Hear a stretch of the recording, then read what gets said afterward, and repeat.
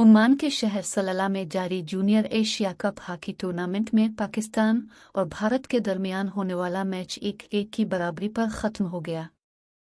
Group B में शामिल रिवायती हरीफ टीमों के दरमियान मैच सनसनीखेज साबित हुआ। दोनों टीमों की जानिब से शुरू ही से अच्छे खेल का मुजाहिरा किया गया और दोनों ही ने अच्छे मूव्स बनाए। मैच में पहली कामयाबी भारत को 2400 मिनट में मिली जब शरानदिन तौरी ने पेनाल्टी कॉर्नर को गोल में तब्दील कर दिया।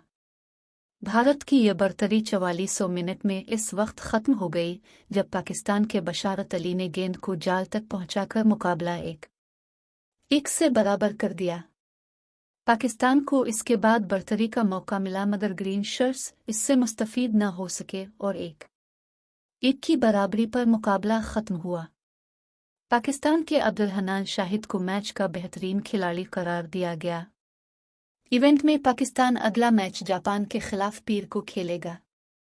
पॉइंट्स टेबल पर पाकिस्तान 7 पॉइंट्स के साथ पहली पोजीशन पर है। भारत के भी 7 पॉइंट्स है, ताहम भारत का गोल डिफरेंस 20 जबकि पाकिस्तान का गोल डिफरेंस 23 है।